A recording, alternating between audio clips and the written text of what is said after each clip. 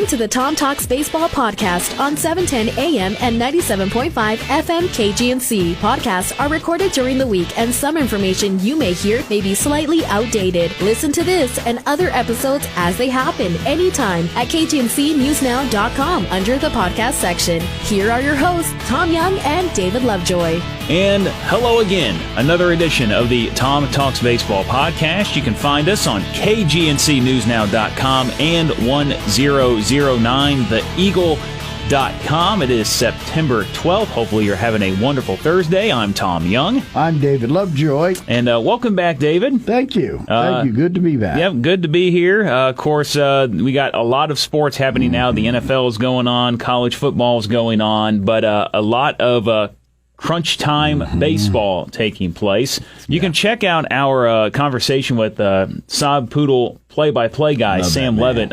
Incredible man to talk to. I mean, great guy. Loves the game, and is knowledgeable of it. Yeah, and he's got incredible knowledge of the team. Of course, he's seen every pitch this year. Yeah. And so he did a great job of breaking down that incredible comeback in Midland. When you thought the Sod Poodles were done, you thought last Thursday was going to be the final time at Hodgetown this year, based on the way that series started out, but that comeback happened, and we had two more games, and we are now officially done at Hodgetown after the first two games of the Texas League Championship Series with the Tulsa Drillers. Evened up at 1. Great start for the Sod Poodles. Got the victory in the first game. Edward Olivares, a big hit, big 7-run inning, propelled them to a 13-6 victory. And then last night, I'm dragging right now, David, because I ended up, I stayed up. I was like, I know I got to do the morning show on the Eagle, but you know what? This is the final Hodgetown game. I'm going. So I took a little nap in the afternoon yesterday. Yeah. Ended up going out there, and I parked on the north side of the ballpark. Right. Along Johnson Street, and I'm walking to the ballpark, and the wind is just hitting me. Yeah, blowing. It's just, and I'm looking at the flags, and they're blowing straight out to left at the time. And I put a message up on Twitter that said, the wind's tonight blowing at high fly ball, medium deep outfield, and it's gone miles per hour. And I was like, there's going to be a lot of offense tonight. Yeah. And my goodness, 18-9 was the overall production in that game. Yeah, they broke a Texas League record that Tulsa Drillers did. 9 home runs. 9 home runs. And Jeter Downs had 3 of them, including the very first pitch of the ball game by Jacob Nix, hit a car in the City Hall parking lot. Very first pitch. And then the second home run of the game, shout out to my boy Bryson Lassiter. We were hanging out in left center field, just chatting with him a little bit, seeing how things were going. Casey Donovan, or Donovan Casey, can't remember if it's phone book name, I can't remember which way it is. Hit a ball our direction, and Bryson had a beer in his hand. He's like, I want this ball. Threw the beer down. He's like, beer, I don't care. I'm getting rid of the beer. And then he got himself in position, and he jumped up to his left, 2 hands, snagged it. Just a beautiful catch and amazing moment. And let me put this on here. Glove or no glove? Yeah, no glove. There you go. I'm right. He went no glove. Another bold prediction right by this guy. And it wasn't one of those where it was right to him. He had to actually go get it. And he jumped and up like this and caught it two-handed. Just an amazing moment for him. And we were pumped after that. Gave him a big old hug. And I was like, man, if there's solid video of that, that's top 10 SportsCenter stuff right there. I mean, that's how great that catch was. Nothing beats the world like a baseball fan, man. Yeah. That's the greatest thing on earth. But speaking of that, the fans have been incredible all year out at Hodgetown, and unfortunately, Game 2 didn't quite go as planned. As you mentioned, 9 home runs by Tulsa last night, and it was 9-8 after the top of the second. It was just like first team to 20 wins? Is that kind of how this game's going? I'm surprised you're still at the ballpark. Right? I mean, come on, man. The pitching improved a little bit, and the Sod Poodles had a big 8-run first. Right. Unfortunately, only scored once after that 8-run first. And when Trammell hit that 3-run homer to make it 8-3, the place was going nuts, and you were feeling good at that point. But then Tulsa came right back. They took the lead the next half. They put up 6 and took the lead 9-8. Wow! And that was just the way it was. I mean, nights. I was joking with someone out there. I was like, I can see Wellman saying, "Hey, get so and so warmed up in the bullpen," and they're like, "I don't want to pitch today." Yeah, no, I'm hurt. I'm top. Yeah, I'm a little sore today, Top. Are you sure? I mean, have you seen my ERA? Can't get any worse. Yeah, I know it. But 1-1. They're off today on this Thursday. They're going to Tulsa. That's where they're going to play the final three if needed. Yeah, so they got at least 2 more. So we'll see if they can bring home a championship. But really cool moment last night. After that game was over, the players and the coaches of the Sod Poodles came out of the dugout and acknowledged the fans. So some of the fans had left because it was a 9-run game by the time the 8th inning ended, and so some left. But a good chunk of them hung around. Good job with the blue. It was a blue night. So they had the blue towels and a lot of people wearing blue. But great moment. The players, coaches came out. Buddy Reed got a microphone, said a few things. Got the crowd going, said, we're going to do what we can to bring back a championship.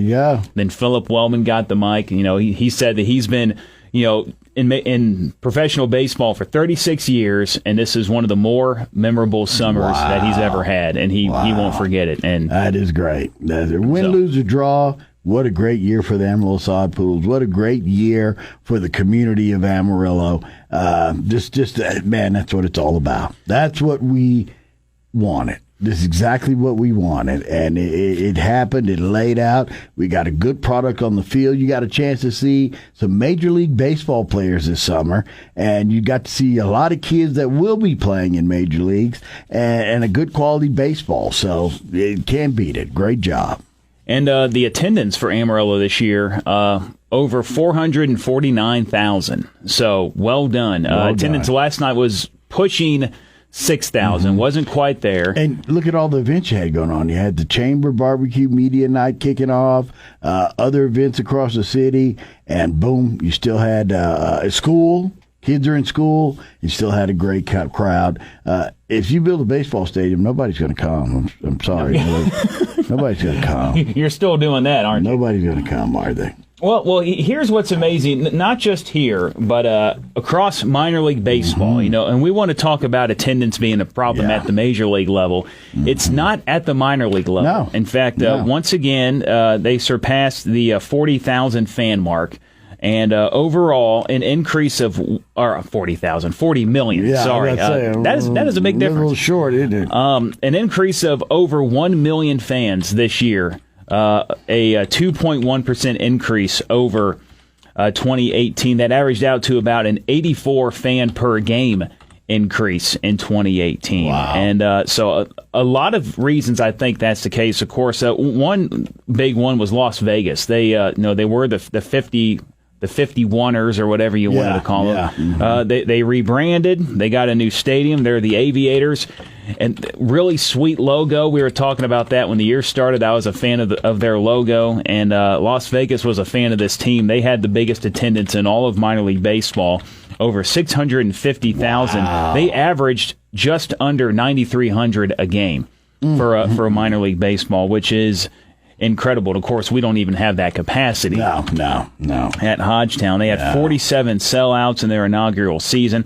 The top AA team was Frisco, the team in the Texas League. They had over 455,000 on the year. Amarillo was second in the Texas League. So, amongst all the AA teams, not just second Texas League, but second in all of AA baseball was Amarillo. 22nd out of all 160 minor league teams in total attendance and average attendance. So that just goes to show how incredible it is, because of the places that we beat out attendance-wise were some big cities, that have a heck of a lot more people than we do. That they should be easily to fill those stadiums with just a smaller percentage of their population showing up. But it just goes to show how great Amarillo was this year at attending those games. 8 leagues saw attendance increases here in 2019.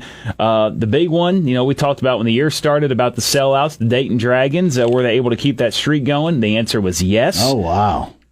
It began back in 2000. They now sit at 1,385 consecutive sellouts. Nice. That's a record that may never be broken. Yeah, that's going to be a tough one. Toledo posted their 500th sellout during this season. Midland had their 9 millionth fan. Wow. Trenton, their 10 millionth fan. Salt Lake, their 13th million. And Omaha, their 15 millionth fan. So the fans really showed up. Now the question is, so how come at Major League Baseball, at the MLB level, attendance is going down, but at the minor league level, it's going up? There must be something happening at the minor league level that's not happening at the major league level. And I think there are a couple of things. First of all, I think the pitch clock is a factor a little bit. Yeah. So games are sped up just a touch. Yeah. You know, and even that game last night, 18-9, he had 27 runs scored. Yeah. And the game was still I think it was still under 4 hours. Wow. Major league game that's 18-9 is easily 4 hours. Yeah, maybe even more. Yeah, maybe even longer. Yeah. So the pace of the game still is not too bad. I think the logos and the branding hits a home run with a number of these teams. The Sod Poodle name was brilliant. Yeah. You say what you want about it. If you still want to be mad about it, whatever. But in the end, they were correct on that one. Yeah. If it was anything else, I don't think it has get the momentum or the publicity nationwide. Yeah. It's not on ESPN on the Dan Le Batard show. Yeah. It doesn't win the Fox poll. None of that happens. Yeah, none of that happens. Also, like teams like the Aviators, the rebranding of themselves. I think you got these fun names, you got these fun logos, you got fun merchandise, and I think the biggest factor, and I don't know if this is ever going to change at the major league level because of the way we keep handing out contracts, but the cost is a big factor. You can go to Hodgetown with a family of 4 for $24. Yeah. And enjoy a day of baseball. After you go have dinner in downtown somewhere, you can spend $24. $24 barely gets you into a ballpark sometimes at the major league level. Yeah. And so you got all these games, that happen all the time, and you can't go to all of them unless, you won the lottery or something. I don't know if they'll ever find a way to lower the prices just because we keep handing out $330 million contracts. But, when you can go to a ball game for $6. You can get a pizza, a great tasting pizza out at Hodgetown. I've heard people complain about, what do they call it, a $7 beer? $9 beer. If you go to some place that's a secondary vendor like that, you got to expect to pay more. Yeah. And I've heard the complaints about the parking. It's 4 blocks from probably the farthest place to park downtown. You can park in the parking garage. It's $7. And you're right there. You can cross the street. Just pound per pound for the entertainment. You really can't beat minor league baseball for the entertainment value and the cost. It's amazing. And also, minor league baseball had this Hispanic fan engagement initiative this year, this Copa de la Diversión. Right. They had 403 games across minor league baseball where teams adopted these Spanish language identities and logos and themes. And it's like teams' colors changed, their names changed, and things like that. And that was a very, very popular promotion and an initiative that they said an average of the crowd was 20% larger during those games than during the regular games.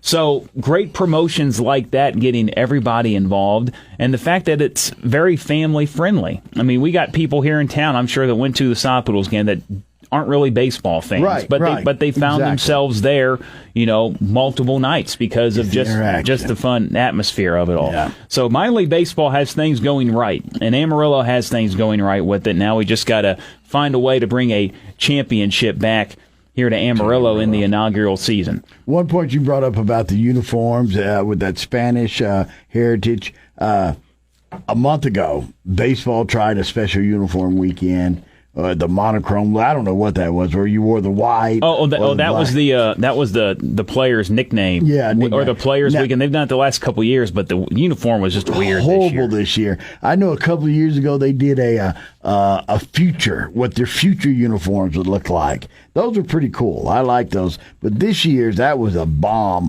with one team wearing all black, the other team wearing all white. No, yeah, that was awful. It was last year during Players Weekend. They had uniforms uniforms that kind of highlighted the team's colors a bit more. Right.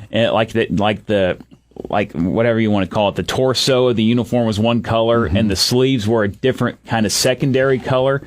And those were sharp. Yeah. I was a big fan of just about every single one of those. But this year, the fact that everybody looked like all white or all black, the NBA did that one year with their Christmas jerseys, which I just don't understand. Yeah, it was horrible. That, I like adding the color. And that's what was great about the Copa de la Diversión thing at the minor league level was the colors were so bold and vibrant and inviting, and people jumped on it. Caught your eye. It was a different hat.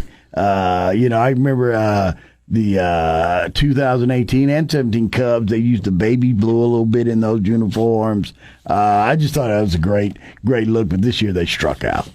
And a couple players of the year real quick. I believe it was Baseball Digest naming their minor league players of the year. I'm going to make sure I have that right. But a couple guys that have been in Hodgetown were players of the year. Pitcher was Mackenzie Gore. Right. We haven't seen him a lot, and talking with Sam last week, maybe we won't see him again because that's just how good this guy is.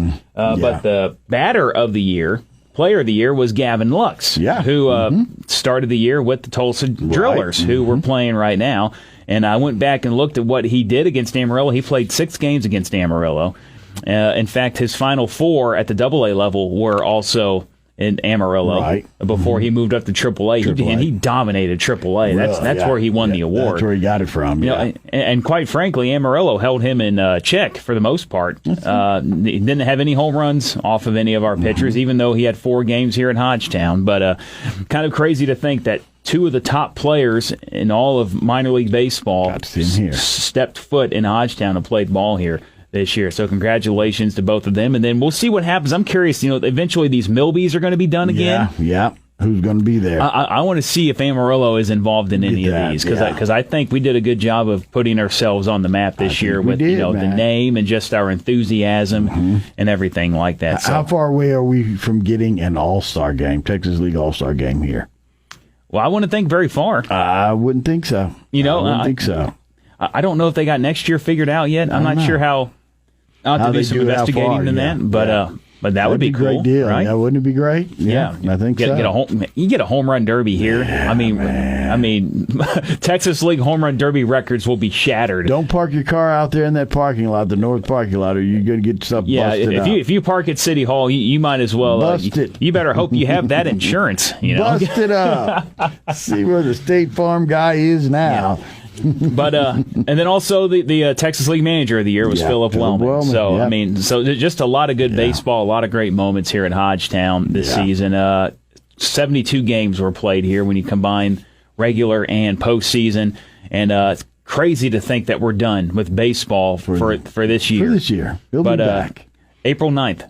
Be back. Mark it on the calendar. April 9th is the start of the minor league baseball season in 2020. But we still got time to go. We got to get a title and bring it back here to Amarillo. We got a championship. Speaking of, you got something to say? No, let's go. Let's go to the major leagues here for a little bit. We haven't done a whole lot of major league baseball talk. And big thing right now is injuries. Especially on the National League side, in that NL Central could really affect things because the St. Louis Cardinals finally caught fire. Someone in the Central finally caught some sort of fire. You're right. The teams, they'd have moments. They'd win 4 or 5 in a row, but then they'd follow it up by losing 4 or 5 or something crazy like that. But the Cardinals finally, of all the teams, got on a bit of a run. They find themselves at 81-64. So they are 17 above 500. The Cubs are tied with Milwaukee now for the second wild card spot, 9 games above 500. Cubs had a good little run there. You thought they were going to take off, and then they lost 3 in a row in Milwaukee. They won the first game out in San Diego. And then our Padre listeners, you guys are happy because you won the final 2. Or there's still one more this afternoon. It's a 4-game series. But the Cubs are hurting badly. Javier Baez is out. Addison Russell is out. So Nico Horner comes up had a great debut, but he becomes the first player of the 2018 class to make his major league debut. Wow. It's almost out of necessity. Yeah, you got to. You got no choices. But Baez is out until at least the postseason. Yeah. Chris Bryant's hurt. And then from the Brewers, it's amazing that they're going on a bit of a run because they've lost Yelich for the year. MVP guy. Yeah, MVP guy. Fouled that ball off his knee. He's missing the rest of the season. That's a massive bat out of that lineup. That is. Good news, though, no surgery for him. Yes. So, but unfortunately, they just don't have him this year. And then the Cardinals are rolling. They got a nice little lead there in the Central. However, we got a lot of games against each other. Yes, we do. In this division. So a lot of things could change. But it all comes down to beating the teams you need to beat. Yes, got to beat them. And the Cubs aren't doing that. No. And I guess the locker room last night was pretty somber. You got a lot of players, they're just down. You know, like it's how are you going to respond? Are you going to stay down with the woe is me attitude, or are you going to be like, enough of this crap and pick it up and get going? Because despite Bryant's injury issue, despite Baez being out, this is still a good team. Yeah, it is. Yeah, on paper. Yeah. And if there's one manager in MLB who could turn that locker room around, it is Joe Madden. Well, and the call for him to get fired is growing amongst Cub fans. Shut up. And so we'll see what happens there. The Brewers are rolling just fine right now, and of course the Cardinals are. They got that lead, and we'll see what happens there. Speaking of playoffs, one team has clinched, the Dodgers. Dodgers, congrats. The Buffalo Bills of Major League Baseball. We'll see, because this is their 7th straight division title, which that's incredible, but haven't got that World Series yet. That ring yet. Not within this stretch. They've been 2 in a row. I think they're the odds-on favorite to be 3 in a row going back to the series. But can they actually finish it off? I don't know. And the Braves have caught a little fire. They've stretched their lead out over the Nationals to 9.5 games in the NL West. So, it looks like they've settled that argument there. Disappointment, the Rockies. There's really only one team in the whole National League that's eliminated from the playoff picture, and that's the Marlins. Yeah, I mean, the NL is, and like wild card wise, you still got the Mets hanging out there. Yeah. They had an issue earlier this week with Noah Syndergaard, and he's had an interesting year. When he's had Wilson Ramos catch him in 15 starts, his ERA is 5.09. But Ramos is one of the best hitting catchers in the game. Had that massive hitting streak going on. When Ramos is not catching him, in 11 starts, his ERA is 2.22. I mean, it's like a night and day difference. Wow. And so there were reports that he made it known that he does not like Ramos catching him, that because of that is why he's, not doing well, and that report kind of got leaked. Now, the other day, kind of came back and said, that got blown out of proportion. I got nothing against Ramos, and he's fine catching me. It's all on me. It's not him, but there's maybe a reason why that got reported initially a different way, because maybe that's got put out there.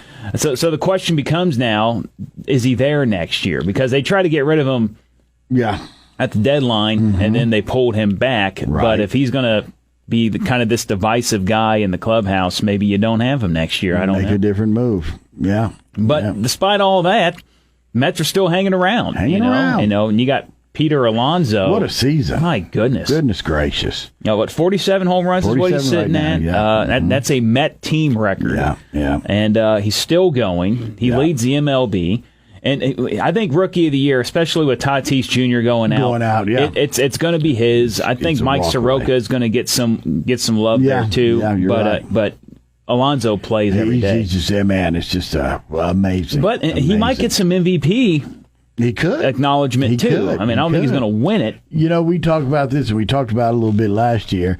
You can win a Cy Young with a losing team. Can you win an MVP if your team doesn't make it to the playoffs? Well, it's happened before. Yeah, it has. Depending on the kind of year. Right. Like, I forgot what year it was, but Andre Dawson won it with the Cubs when they finished in last. Yeah. Which, that's just unusual. Kind of, and must have been one heck of a year. Yeah. He's the only one playing. But it depends on how you vote for it. Yeah. And when you have the word valuable in there, I think, it's got to be a playoff team. It's got to be a playoff team. Because, and the question is, do you make the playoffs without this guy? What's the value? But some people take it as a most outstanding player award. That's a different award. And but that's how some people vote for it. So when you look at someone like a Mike Trout, who's putting together a heck of a year, he's missing some time right now, I think, with an injury. But you look at the numbers he's putting up.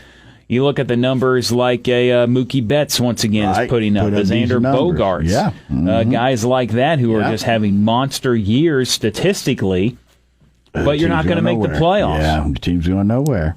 So do you get any support for the MVP award? And my answer is going to have to be no. Yeah, I agree with you. No on that one. So because you're not moving the needle, and it's all about playoffs. And isn't it a shame? Another year and no Mike Trout in the playoffs. That the best player in Major League Baseball.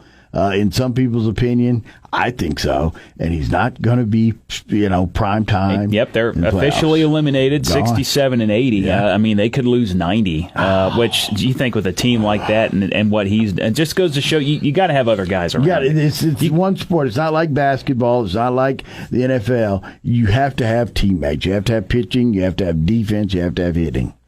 And shame on Detroit. You ought to be ashamed of yourself in Detroit. Yeah, I mean, Baltimore's better than you.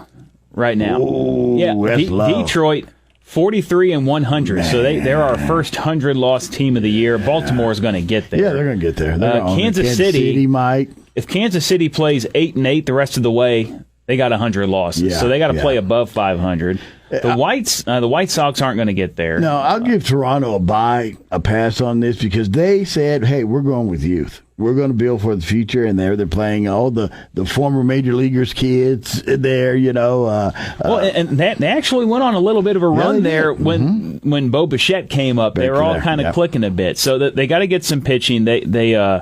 What's his last name is K. I'm blanking on his first name. Yeah. A guy they got in the Stroman deal before the deadline because, it's kind of like we talk about with the Padres and some of the guys we got here in Amarillo. Right. You don't really have room. Mets were kind of the same way with some of their top pitching prospects because of who they got at the major league level. So this guy was a part of the trade where Stroman made his debut. Looked very good. I'm gonna find out his name. His last name is K, which I think is perfect for a pitcher. Anthony K. Anthony K. There you go. Thank you very much, Anthony K. Thanks for listening to the Tom Talks Baseball podcast this morning on KGNC. To listen to the rest of this podcast, you can do so at KGNCNewsNow.com. We are also now on Anchor and Spotify. Just search Tom Talks Baseball podcast. Everybody have a good weekend.